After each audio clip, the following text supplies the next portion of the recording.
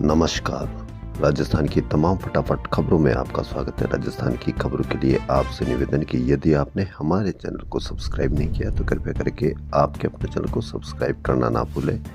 आप सब्सक्राइब करते हैं तो हमें हिम्मत होती है सही और सच्ची खबरें आप तक पहुंचाने की, वरना मीडिया किस तरह से खबरें आपको दे रहा है यह आप भली भांति जानते हैं। मीडिया में बलात्कार के कांड के आरोपियों को भी बदल बदल कर दिखाता है। विजयनगर कांड की जांच को एसआईटी बनेगी। जी हां, विजयनगर कांड में एक विशेष लोग उसमें आरोपी है तो उसकी एसआईटी दी जाएगी या एसआईटी की उसको जांच के लिए दी जाएगी। वहीं ऐसे ही एक कांड की ओर आई थी जिसने आरोपी ने ब्लेड से लिखा था किसी के सीने पे, बच्ची नाबालिग थी। उसकी एक भी खबर न तो आप किसी मीडिया पर देखेंगे, न ही उसके खिलाफ कोई प्रदर्शन करेंगे या न ही कोई उसके खिलाफ प्रदर्शन की कोई खबर आप देखेंगे। तो क्या आप भी इसी तरह से आप आरोपियों की देखभाल करते हैं या आरोपियों की पहचान के रूप में आप प्रदर्शन और वो करते हैं, या आप के मानसिक स्तर पर भी इस तरह का अंतर है कि दोनों में से दोनों अलग अलग होते हैं? क्योंकि विजयनगर कांड की जांच को एसआईटी बनेगी और इसके लिए पूरा कई जगह इसके खिलाफ प्रदर्शन किए गए, लेकिन उसी समय जब दूसरे आरोपी को भी कोई खबर आई तो उसकी न तो कोई प्रदर्शन किया गया, न ही उसके खिलाफ कोई इस तरह की जांच की मांग की गई जिससे उस बच्ची को राहत मिल सके। विजयनगर ब्लैकमेल कांड की जांच एसआईटी को दी जाएगी। साथ ही आरोपियों की अवैध संपत्ति पर बुलडोजर चलाया जाएगा। पुलिस आरोपियों को मिलने वाली फंडिंग की भी जांच करेगी। स्पीकर वासुदेव देवनानी ने ब्यावर कलेक्टर और एसपी को इस संबंध में निर्देश दिए हैं। उनका कहना है कि आरोपियों की अवैध संपत्ति जल्द हटाए और उनको मिलने वाली फंडिंग की भी जांच हो। विजयनगर ब्लैकमेल कांड की जांच में मासूम और नाबालिग बच्चियों को फंसाने की साजिश की गई थी। ऐसे ही बच्ची थी जिसके खिलाफ एक विशेष आरोपी ने ब्लेड से लिखा था। कितना आरोप रहा होगा, कितना दर्दनाक हादसा रहा होगा, लेकिन कहीं पर इसकी कोई चर्चा तक नहीं। डीग पुलिस ने साइबर ठगों के खिलाफ रविवार को बड़ा ऑपरेशन चलाया। इस दौरान ठगी का नेटवर्क चला रहे 17 आरोपियों को गिरफ्तार किया गया। इनमें 23 मोबाइल, 34 फर्जी सिम, 6 एटीएम कार्ड और 6 बाइक जब्त की गई। आरोपी सेक्सोटोर्शन और सोने की ईंट बेचने का झांसा देकर ठगी करते थे। कार्रवाई में जुरहरा थाना पुलिस, रेंज स्पेशल टीम और डीएसटी टीमें शामिल थी। कई दिनों से शेयर मार्केट में किस तरह से गोता लगा रहा है वह आप भली भांति देखने लगे हैं, लेकिन कहीं पर भी इसकी कोई चर्चा नहीं, न ही कोई विशेष सवाल जवाब। किसको दोषी ठहरा रहे यह भी आप बता नहीं सकते। लेकिन ऐसी एक खबर और जो हो सकता है कि आज भी शेयर बाजार में उथल पुथल मचा दे। जी हां, शेयर बाजार में धोखाधड़ी का आरोप, कोर्ट जांच की निगरानी करेगा। जी हां, मुंबई की विशेष कोर्ट ने शेयर बाजार में कथित धोखाधड़ी और विनियामक उल्लंघन के संबंध में शेयर बाजार नियामक सेबी की पूर्व चेयरपर्सन माधवी बुरीपुच और 5 अन्य अफसरों के खिलाफ केस दर्ज करने का आदेश दिया है। विशेष एसीबी कोर्ट के जज एस.के. बांगर ने कहा कि प्रथम दृष्टया विनियामक संबंधी चूक व मिलीभगत के सबूत हैं, जिसकी निष्पक्ष जांच जरूरी है। बुच के अलावा बीएसई के एमडी व सीईओ एस राममूर्ति, बीएसई के तत्कालीन चेयरमैन व public interest director Pramod Agarwal और सेबी के पूर्णकालिक सदस्य अश्विनी भाटिया, आनंद नारायण और कमलेश वार्ष्णेय के खिलाफ केस दर्ज करने के आदेश दिए हैं। दरअसल पत्रकार सपन श्रीवास्तव ने आरोप लगाया था कि नियामकों की मिलीभगत से ऐसी कंपनी को स्टॉक एक्सचेंज में सूचीबद्ध किया गया जो योग्य नहीं थी। शिकायतकर्ता ने कहा कि उसने पुलिस और संबंधित एजेंसियों से कई बार संपर्क किया लेकिन कार्रवाई नहीं हुई। कोर्ट ने इस पर संज्ञान लेते हुए कहा कि कानूनी एजेंसियां और सेबी की निष्क्रियता के चलते न्यायिक हस्तक्षेप जरूरी है। कोर्ट इस जांच की निगरानी करेगा। कोर्ट ने एसीबी को आईपीसी, भ्रष्टाचार निवारण अधिनियम, सेबी एक्ट और अन्य धाराओं में एफआईआर दर्ज कर 30 दिन में जांच की स्थिति रिपोर्ट पेश करने का निर्देश दिया है। कई दिनों से माधवी बुरीपुच पर इस तरह के आरोप लगते रहे, लेकिन कहीं पर भी कोई राहत या किसी प्रकार का इस पर कोई कार्रवाई हुई या नहीं हुई यह आप भली भांति जानते हैं। लेकिन अब कोर्ट ने इन पर एफआईआर दर्ज करने के आदेश दिए हैं। सेबी ने कहा कि वह कोर्ट के आदेश को चुनौती देने के लिए कानूनी कदम उठाएगा। राहुल गांधी ने भी माधवीपुरी बुच के खिलाफ कई बार प्रेस कॉन्फ्रेंस की, लेकिन क्या नतीजा निकला यह आप भलीभांति जानते हैं। अब देखना यह है कि माधवीपुरी बुच के खिलाफ एफआईआर दर्ज होने पर आज शेयर मार्केट किस कदर अपना गोता लगाएगा या किस तरह से अपनी राह पकड़ेगा। जयपुर के बिरला ऑडिटोरियम में रविवार की शाम शब्दों की महफिल सजी। काव्यम संस्था के काव्य कुंभ सीजन 3 में देश के नामी कवियों ने हास्य, वीर, श्रृंगार और व्यंग रस की वर्षा की। पद्मश्री सुरेंद्र शर्मा मंच पर आए तो पूरा सभागार तालियों से गूंज उठा। उनकी ठेठ आंचलिक अंदाज वाली कविताओं ने श्रोताओं को हंसते हंसते लोटपोट कर दिया। उन्होंने कई ऐसी रचनाएं सुनाई जिससे पूरा सभागार गूंज उठा। राजस्थान के हास्य कवि केसरदेव मारवाड़ी ने घरेलू खाने के स्वाद और पोषण पर जोर देते हुए कहा कि लापसी से बढ़िया फूड न्यूट्रिएंट नहीं हो सकता। खिचड़ी दलिया का कोई सप्लीमेंट नहीं हो सकता। हम बच्चों को हॉर्लिक्स, प्रोटीनेक्स या सेरेलैक खिलाएं, पर माँ के दूध का कोई अल्टरनेट नहीं हो सकता।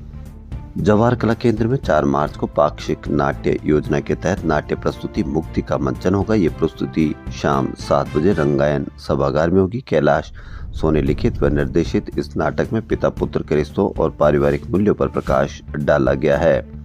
नाटक की कहानी बदलते समय में युवाओं की प्राथमिकताओं और माता पिता से बढ़ती दूरी को दर्शाता है। पद्मश्री अनूप जलोटा रविवार को जयपुर में थे। उन्होंने समाज सेवी के निजी समारोह में सुरीली प्रस्तुति दी। यह संगीतमय संध्या चंदनवन में आयोजित की गई थी। हिंदी भाषा साहित्य और मंच संचालन में सेवा देने वाले साहित्यकार रेणु शब्द मुखर को रामेश्वर दयाल अवस्थी साहित्य भूषण सम्मान से सम्मानित किया गया। जर्नलिस्ट राजदीप सरदेसाई ने किताब 2024 the elections that surprised India की लॉन्चिंग पर कहा कि भारत जोड़ो यात्रा के बाद राहुल गांधी की इमेज सिर्फ कांग्रेसियों में बढ़ी है, वह उनके नंबर 1 नेता है। मेरी नज़र में राहुल आज भी रियल कंटेंट पॉलिटिशियन है। यदि कांग्रेसियों में बढ़ती तो उनकी सीट डबल कैसे हो जाती, यह राजदीप सरदेसाई को इसके बारे में भी बताना चाहिए। जयपुर में 2013 में उन्होंने कहा था कि पावर इज पॉइजन। कांग्रेस जैसी पार्टी में जहां लोग सत्ता के लिए मरते हैं वहां ऐसा कहना अजीब लगता है। अब आप ही बताइए कि राजदीप सरदेसाई ने सही कहा या गलत कहा। कांग्रेसियों में यदि इमेज बढ़ती तो उनकी सीटें डबल कैसे हो जाती। वहीं कई जगह जहां कांग्रेस टक्कर में नहीं थी वहां पर वह जीत के दावे के साथ कैसे आ जाती। कई जगह सीटों में बढ़ोतरी हुई। भारत जोड़ो यात्रा के बाद केंद्र में बढ़ी, कर्नाटक में बढ़ी और भी 1-2 जगह सीटों के साथ बढ़ोतरी के साथ वह सरकार में आ गई है। तो यदि राहुल गांधी की इमेज कांग्रेस में बढ़ती तो और उनके नंबर 1 नेता होते तो रियल कंटेंट पॉलिटिशियन कैसे हो जाते।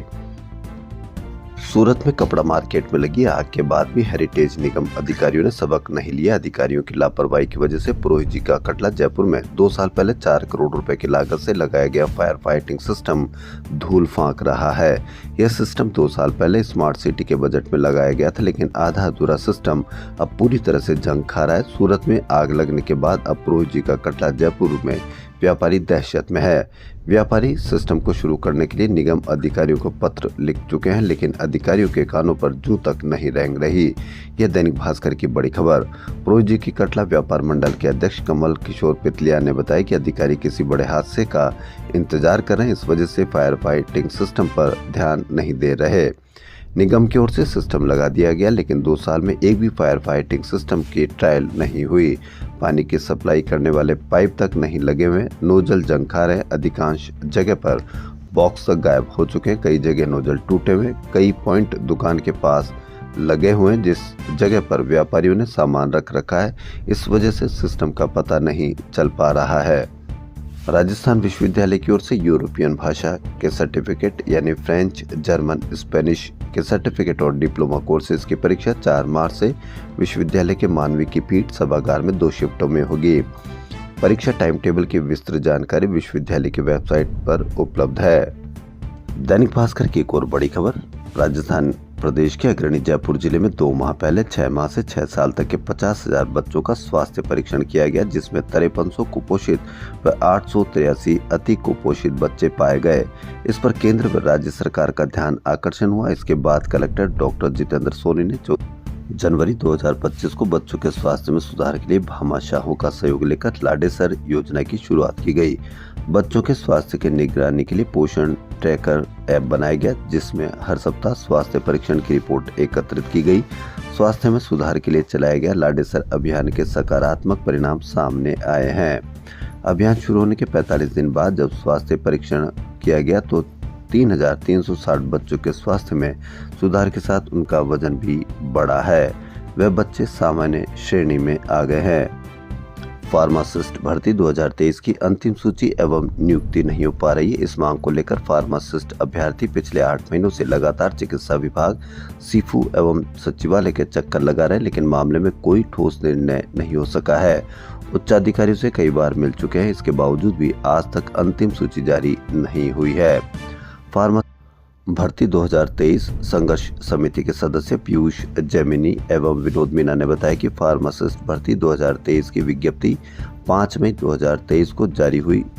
22 माह हो चुके हैं। साथ ही दस्तावेज सत्यापन हुए 18 माह व प्रोविजनल सूची निकाले हुए लगभग 8 महीने हो गए हैं, लेकिन अभी तक अंतिम सूची जारी नहीं हुई। जबकि चिकित्सा विभाग की 8 कैडरों की भर्ती में से फार्मासिस्ट भर्ती के अलावा अन्य 7 कैडरों की भर्ती दिसंबर 2024 में ही पूर्ण हो चुकी है। फार्मासिस्ट अभ्यर्थियों का कहना है कि चिकित्सा विभाग द्वारा भर्ती को पूर्ण करने को दी गई सभी समय सीमा बीत चुकी है। इसके बाद दी गई 28 फरवरी 2025 दिनांक भी निकल गई है, लेकिन अभी तक अंतिम सूची जारी नहीं की गई। संघर्ष समिति के वरिष्ठ सदस्य पुष्पेंद्र सिंह जादौन ने कहा कि 4 मार्च 2025 से सीफू पर शांतिपूर्वक अनिश्चितकालीन धरना प्रदर्शन करेंगे। मानसरोवर जयपुर के अपेक्स यूनिवर्सिटी कैंपस में आयोजित national level inter college fest के दूसरे व अंतिम दिन फैशन शो हुआ। स्टूडेंट ने डिजाइनर कलेक्शन और भारतीय वस्त्रों की परंपरा को खूबसूरती से प्रस्तुत किया। वहीं इजिप्शियन थीम पर आधारित परिधानों में प्राचीन मिस्र की संस्कृति को जीवंत किया। मॉडल्स ने मिस्र की ऐतिहासिक वेशभूषा को आकर्षक अंदाज में प्रस्तुत किया। पातालोक फेम जयदीप बोले, मैं असल जिंदगी में थोड़ा शांत हूँ, कभी नहीं सोचा था कि वर्दी पहनूंगा। जी हां, Paatal Lok 2 web series fame Jaideep Ahlawat IIFA को प्रमोट करने कोटाए यानी राजस्थान आए।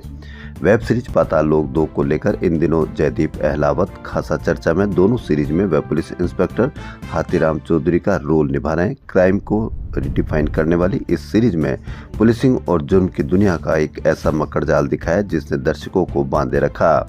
आईफा अवार्ड 2025 में कोटा को प्रमोट करने के लिए जयदीप अपनी टीम के साथ रविवार को कोटा पहुंचे। भास्कर में इंटरव्यू के दौरान उन्होंने कोटा के लाखों कोचिंग स्टूडेंट को संदेश में कहा कि मैं बस इतना कहना चाहूँगा कि अपने सपनों के पीछे भागिए, लेकिन अपनी खुशियों और मानसिक स्वास्थ्य का भी ख्याल रखिए।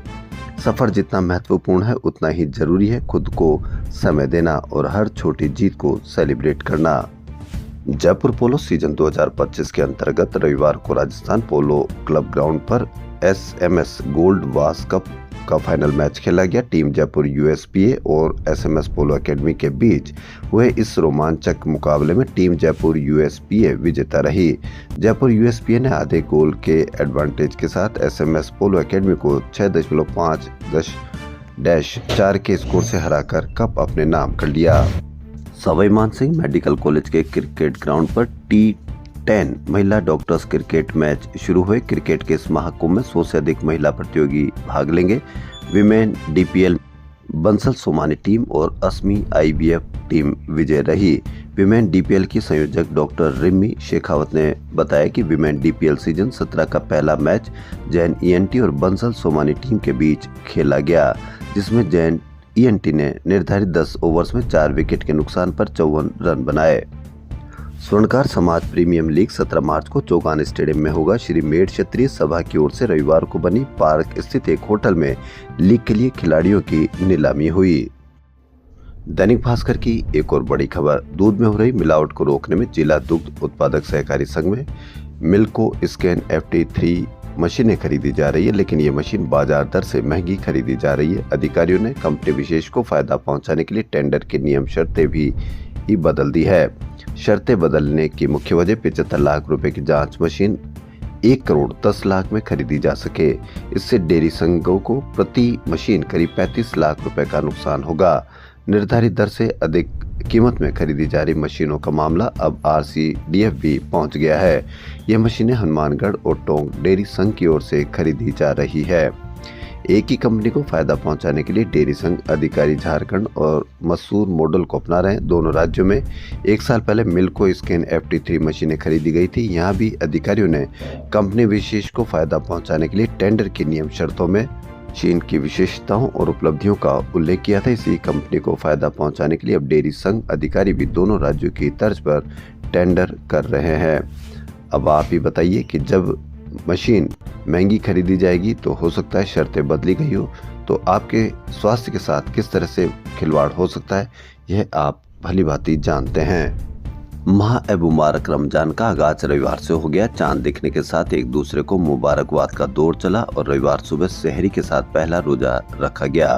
दिन भर भूखे प्यासे रहकर अकीदतमंदों ने खुदा की इबादत में दिन गुजारा। पहला रोजा 13 घंटे 8 मिनट का रहा और शाम को मगरिब की अजान के साथ इफ्तार का रोजा खोला गया। रमजान माह के आगाज के साथ ही मस्जिदों में फजर की नमाज से लेकर तरावीह तक रौनक देखने को मिली।